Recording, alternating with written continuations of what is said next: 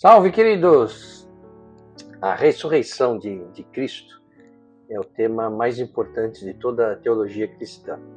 A Páscoa é o período no calendário cristão mais importante do ano, mais importante do que o Natal, inclusive, muitas vezes não pareça. Os cristãos antigos celebravam muito mais a ressurreição do que o nascimento de Jesus. Porque, nascer qualquer um nasce, mas ressuscitar só um conseguiu.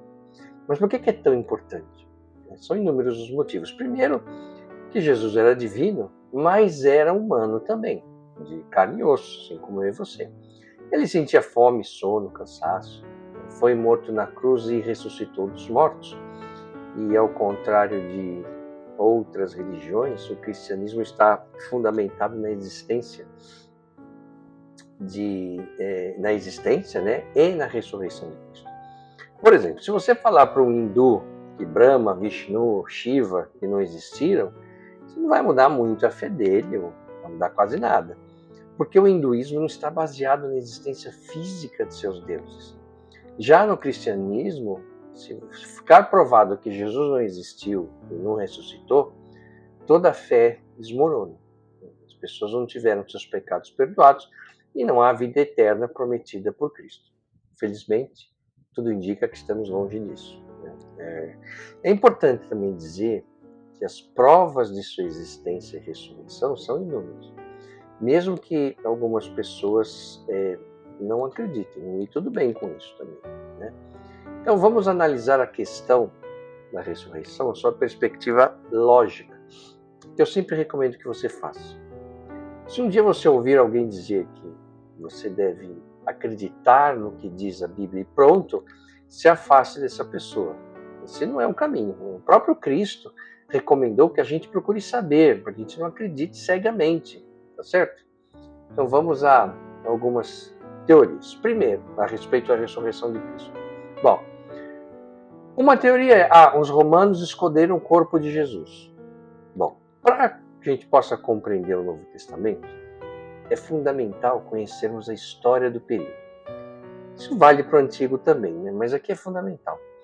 O Império Romano, a gente sabe, dominava uma vasta região com inúmeros povos diferentes. E o que eles menos gostavam era de bagunça, de marola. A Pax Romana dizia algo assim para os povos conquistados: vocês podem usar nossa infraestrutura de estradas, aquedutos, o que tiver aí, mas não nos causem problemas. Paguem seus impostos e não reclamem. Você vê que ao longo do tempo isso não muda, né? Se vocês começarem a causar bagunça, nós iremos se arrebentar. E eles arrebentavam mesmo. A gente sabe que o Império Romano ele não estava para brincadeira. E essa região do Oriente Médio era bem complicada. Então, assim, se os romanos quisessem acabar com essa história, essa conversa de ressurreição, bastava mostrar o corpo, Falar assim, para de falar bobagem, está aqui o corpo dele, não ressuscitou nada. Mas o Império Romano não tinha corpo. Outra teoria, os fariseus, que eram os religiosos da época, pegaram o corpo. Mas, novamente, para acabar com a história, bastava mostrar o corpo também, mas os fariseus não tinham um corpo. Outra teoria, os discípulos de Cristo pegaram o corpo. E de todas essa é a menos provável. Por quê? Para isso eles teriam que passar pelos centuriões romanos que vigiavam o sepulcro. Ou teriam que subornar os soldados, quer dizer, dar a grana para o soldado, falar, fecha um olho aí que nós vamos tirar o corpo de Cristo daí de dentro, o corpo de Jesus. E na época, os subornos eram brutalmente combatidos pelo Império com prisão ou até execução. Além disso, um centurião romano não ia correr o risco de vida por conta de uma dúzia de galileus que cheiravam peixe, de pescadores, e que eram desprezados pelo Império. Além disso, tinha um problema. A pedra que selava a entrada, mesmo sendo redonda, ela pesava 2 toneladas. Então, não seria algo muito fácil de conseguir. Outra, houve uma alucinação sobre Jesus ressurreto. Cristo apareceu para os discípulos e para mais de 500 pessoas. Além disso, ele comeu, bebeu e deixou os discípulos o tocarem, como fez Tomé. O discípulo Tomé, que disse que só acredita quando falaram para ele, Cristo ressuscitou, eu só acredito vendo. Né? Daí que é a história de São Tomé. E após ele se encontrar com Jesus ressuscitado, Jesus deixou ele tocar em suas chagas. E ao fazer isso, ele se ajoelhou e disse que Cristo era o Senhor e Salvador e que agora acreditava. Qual que foi a resposta de Cristo? Feliz os que não viram, mas mesmo assim acreditaram. Ou seja, uma pessoa pode ter tido uma anunciação, ok? Mas um grupo tão grande, como assim, né? A última. Cristo não morreu de verdade. Ele teve, sei lá, um desmaio, teve uma hipoglicemia e depois tiraram ele da cruz. O soldado romano cumpriu a ordem de Pilatos para confirmar a morte dele, espetando uma lança na lateral do corpo dele. Né? E daí, né, desse local, saiu água e sangue, o que é esperado de um corpo naquelas condições pela medicina forense. Aliás, os defensores dessa teoria dizem que ele foi para o Extremo Oriente, onde se casou, teve filhos, e que foi achado o túmulo de Cristo na China, na Índia. Se duvidar, é capaz de acharem até aqui no Brasil. E toda hora aparece também, né, pessoas que acharam o túmulo de Cristo na família em Jerusalém. Mas, para você ter uma ideia, já foi anunciado 6 vezes que acharam o túmulo de Cristo. Mas lá tem um local que tem lá José, que tem Maria. Esses nomes eram nomes muito comuns na época. Certo? Então, assim, não tem nada oficial, nada provado, né? Nenhuma literatura séria abraça essa história. Então, sim, não tem. Né? Então, vamos ver mais um aspecto. Se você leu o livro Atos dos Apóstolos, que é o livro que conta a história dos apóstolos depois da morte de Cristo, você vê, né? Você pode ver lá que aconteceu com eles depois que Cristo morreu. Então, durante o julgamento de Cristo, os apóstolos se comportaram de uma forma covarde. Né? O próprio Pedro, que disse a Cristo que morreria por ele, e Cristo respondeu que Pedro iria negá-lo por 3 vezes antes do galo cantar naquela manhã, e foi isso exatamente o que aconteceu, certo? Os demais apóstolos, depois que Cristo foi pego e tal, crucificado, eles saíram correndo. Né? Quer dizer, a tese de que basta matar o pastor para as ovelhas saírem correndo se confirmou. Então aí, depois da morte de Cristo, os fariseus continuaram a perseguir os apóstolos, mas aí teve uma diferença fundamental no comportamento deles. Após a ressurreição de Cristo, quando os apóstolos viram Cristo, os fariseus falavam para os... E aí eles começaram mesmo a falar de Cristo. E aí os fariseus falavam para eles, vocês largam essa ideia aí, ficam falando dele, ou vocês vão sofrer, inclusive, com a morte. E aí todos eles mantiveram a palavra em Cristo. Cara, você pode me bater, pode me matar, mas é isso aí mesmo, eu vou continuar falando. Ele falava para as pessoas. Então veja só, né? Assim como eu, tenho certeza que vocês já viram inúmeros mentirosos ao longo da vida. Né? E vamos pensar bem, por que alguém mente? Basicamente para ter alguma vantagem, certo? Até onde um mentiroso é capaz de manter mentira? Até correr o risco de perder tudo, inclusive a sua vida?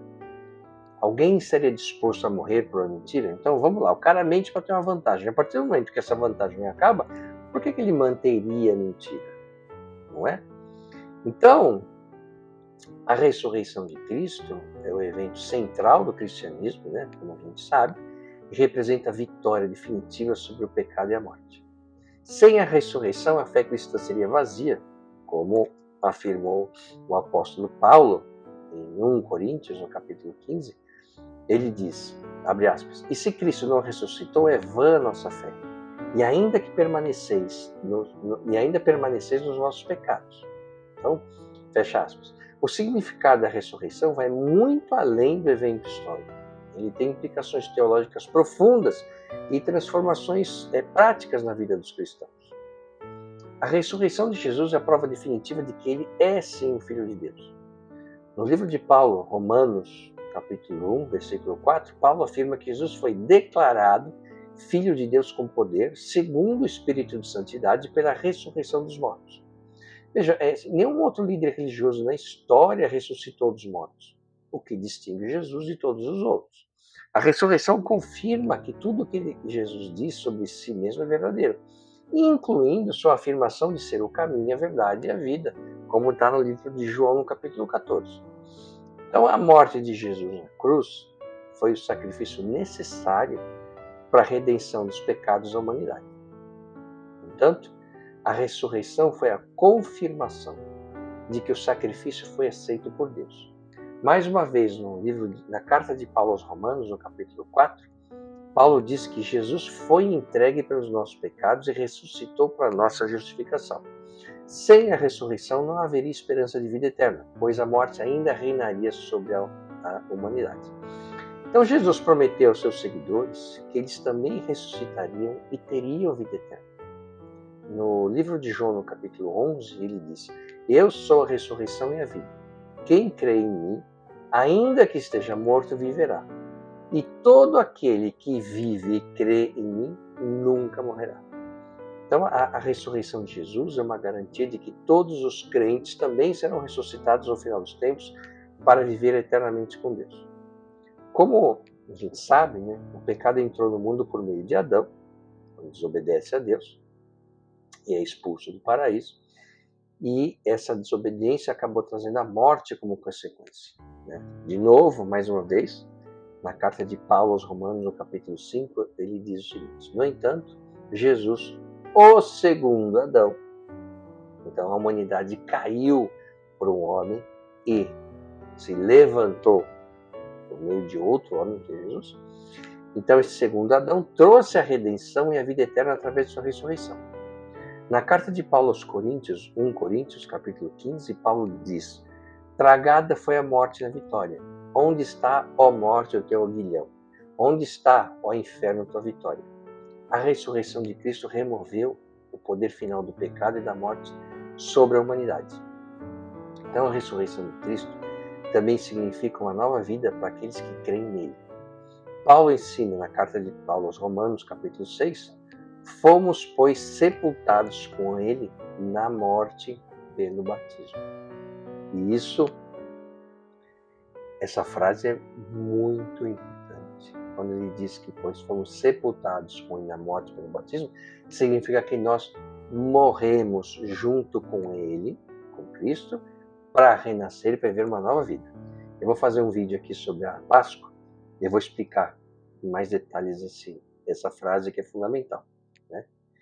Então, Paulo diz, né, para a gente, né, fomos ressuscitados com Cristo dentre os mortos para a glória do Pai, assim também andemos nós em novidade de vida, ou seja, para quem crê, depois que nós fomos mortos juntos com Cristo e renascemos com Ele, para uma nova vida, uma vida diferente do que a gente via vivendo, largando a vida de pecados e para renascer numa vida seguindo, né, todas as orientações de Jesus. A nova vida em Cristo implica abandonar, então, o pecado e viver em santidade, refletindo o caráter de Cristo em nossas ações. Então, no vídeo de Páscoa eu vou detalhar bem esse aspecto, tá certo? Então, depois de ressuscitar, então Jesus foi crucificado na sexta-feira, meio-dia às 3, escureceu o céu e tal, e no domingo ele ressuscitou e apareceu aos seus discípulos. Né? E Cristo, então, depois que apareceu ressurreto, ele falou para os discípulos e os encarregou de levar o evangelho ao mundo. No livro de Mateus, no capítulo 28, diz: Ele ordenou: Ide, portanto, fazei discípulos de todas as nações, batizando-os em nome do Pai, do Filho e do Espírito Santo. Ensina-os a guardar todas as coisas que vos tenho ordenado. A ressurreição de Jesus é a motivação principal para a missão da igreja, pois prova que ele está vivo e continua a agir no mundo. Então, nesse momento, Cristo empodera, né, os seus discípulos com o poder do Espírito Santo, e os discípulos começam a pregar e fazer milagres em nome de Jesus. Né? Então, a ressurreição de Cristo é um dos eventos mais bem documentados da história antiga. Entre as evidências principais estão, primeiro, o próprio túmulo, né, vazio, nenhum corpo foi encontrado, e até os adversários de Jesus da época admitiram que o túmulo estava vazio. As aparições pós-ressurreição. Jesus apareceu para centenas de pessoas, incluindo os discípulos de Paulo no caminho de Damasco, na carta de Paulo 1 Coríntios, no capítulo 15. A transformação dos discípulos, os seguidores de Jesus passaram de homens medrosos para pregadores corajosos, dispostos a morrer por sua fé. E mais uma vez, acho que ninguém, naquela época e até nos dias de hoje, ninguém estaria disposto a morrer por uma mentira. E o próprio crescimento da igreja. A igreja primitiva se expandiu rapidamente baseada na pregação da ressurreição. Então, a ressurreição de Cristo é um dos eventos mais debatidos da história. Para quem crê, é a prova definitiva da divindade de Cristo e da esperança na vida eterna. Porém, além das escrituras, isso que é legal, diversos estudiosos e historiadores apresentaram argumentos que sustentam a plausibilidade histórica da ressurreição. Ou seja, nós não estamos falando agora de fiéis, de textos bíblicos, nós estamos falando de pessoas que não eram cristãos, da igreja primitiva, muito tempo depois, que escreveram sobre isso. Então, o primeiro ponto fundamental é estabelecer que Jesus Cristo foi uma figura histórica real. Então, não há dúvida que ele existiu. Só para vocês terem uma ideia, tem mais provas arqueológicas, históricas, de textos da existência de Cristo do que Alexandre o Grande, do que Aristóteles. Sócrates, então, não tem nada, certo? Então, historiadores da antiguidade, incluindo Tácito, Flávio Josefo e Suetônio, mencionam Jesus e seus seguidores. O historiador judeu Flávio Josefo, que viveu entre os anos 37 e 100 depois de Cristo, escreveu em sua obra Antiguidades Judaicas. Abre aspas. Nessa época surgiu Jesus, um homem sábio, se é que devemos chamá-lo de homem, pois ele operava feitos maravilhosos. Era mestre dos mestres que recebiam com alegria a verdade. Quando Pilatos, por indicação dos líderes entre nós, o condenou à cruz, aqueles que o amavam desde o princípio não deixaram de seguir, pois ele apareceu lhes no terceiro dia, vivo novamente, conforme previram os profetas. Fecha aspas. Embora haja debate sobre a autenticidade total desse trecho, muitos estudiosos acreditam que, ao menos em parte, o Josefo ele registrou a crença dos primeiros cristãos na ressurreição de Jesus. O cristianismo ele surgiu num contexto bem hostil. Os primeiros seguidores de Jesus enfrentaram perseguição severa, tanto dos líderes judeus quanto do próprio Império Romano, lembrando que o Império Romano não queria confusão, e essa região que mais tinha era isso.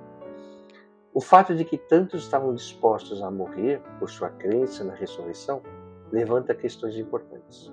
Existe um outro historiador, o Will Durant, autor de Story of Civilization. O que ele disse no livro? Abre aspas. Se poucos seguidores tivessem inventado essa história, a pregação da ressurreição teria sido destruída desde o princípio pelo ridículo e perseguição. Esse fato sugere que a fé na ressurreição surgiu de alguma experiência real que impressionou e transformou os seguidores. Fecha aspas. Outro argumento é o relato do túmulo vazio. Um outro historiador, de nome Gary Habermas, especialista na história da ressurreição, argumenta que o túmulo vazio é amplamente aceito entre estudiosos, incluindo críticos. Ele destaca que, primeiro, os primeiros registros mostram que as mulheres foram as primeiras testemunhas do túmulo vazio. Em Mateus 28 e Marcos 16 conta isso. Em uma sociedade onde o testemunho feminino era desvalorizado, essa não seria uma escolha lógica para uma invenção.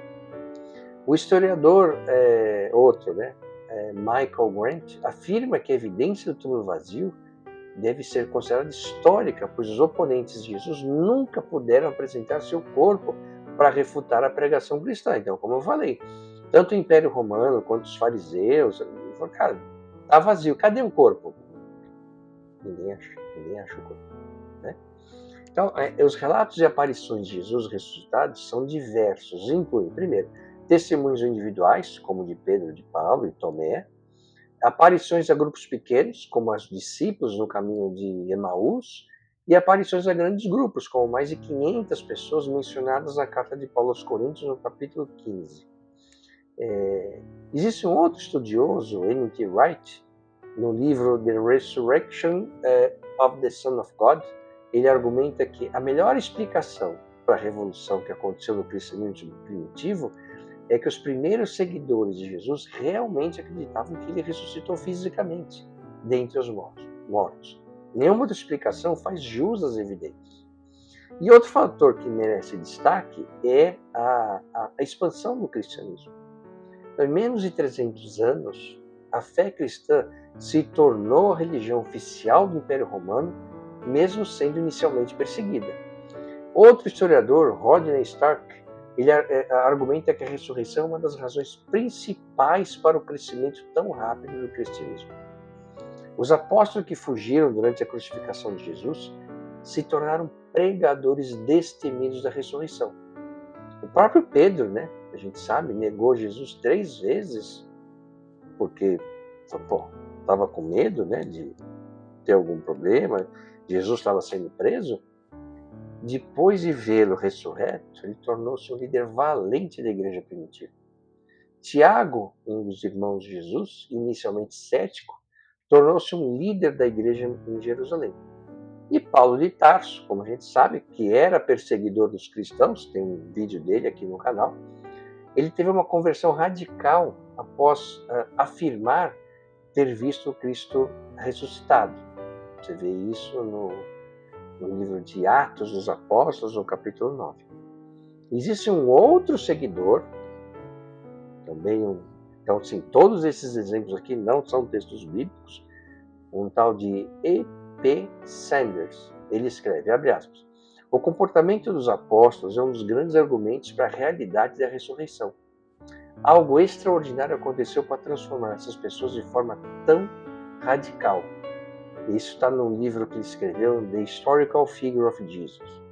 Então, embora a ressurreição de Cristo seja um evento de fé, é verdade, existem argumentos históricos e filosóficos que indicam que algo extraordinário aconteceu no primeiro século. O testemunho dos seguidores, o túmulo vazio, as aparições pós-ressurreição, a transformação dos discípulos de covardes para ferozes defensores, né, da fé agora, e a rápida expansão do cristianismo continuam sendo pontos de debate entre estudiosos. Dessa maneira, mesmo fora das Escrituras, a ressurreição de Cristo permanece como um dos eventos mais influentes e impactantes da história. Então, a ressurreição de Jesus Cristo é o fundamento da fé cristã. Ela confirma a sua divindade, garante a redenção da humanidade, oferece esperança de vida eterna, derrota o pecado e a morte e chama os crentes para uma nova vida em Cristo. Além disso, a ressurreição dá autoridade à missão da igreja e é sustentada por evidências históricas sólidas. Ou seja, diferentemente de outras religiões, se por acaso ficar provado que, primeiro, Cristo não existiu e que ele não ressuscitou, a fé cristã desaba. Por quê? Porque o que diz a religião? Os pilares, certo? Da fé cristã. Primeiro, ele foi morto na cruz, foi morto para tirar os nossos pecados e ressuscitou dos mortos. Ou seja, se ele morreu e não ressuscitou, então nós ainda vivemos no pecado, no domínio do pecado, nós não teremos a vida eterna, quer dizer, acaba a religião, certo? Acaba a religião. Então, eu procurei trazer aqui nesse vídeo não só os textos bíblicos, mas também referências não bíblicas de historiadores reconhecidos, né, que falaram muito a respeito desse aspecto da veracidade da ressurreição de Cristo. Que possamos então viver diariamente na certeza de que Cristo ressuscitou e que essa verdade transforma nossas vidas e nos dá esperança eterna. Um abraço e até o próximo vídeo. O que você acaba de assistir é um resumo, está repleto de simplificações, mas a visão geral é esta mesmo.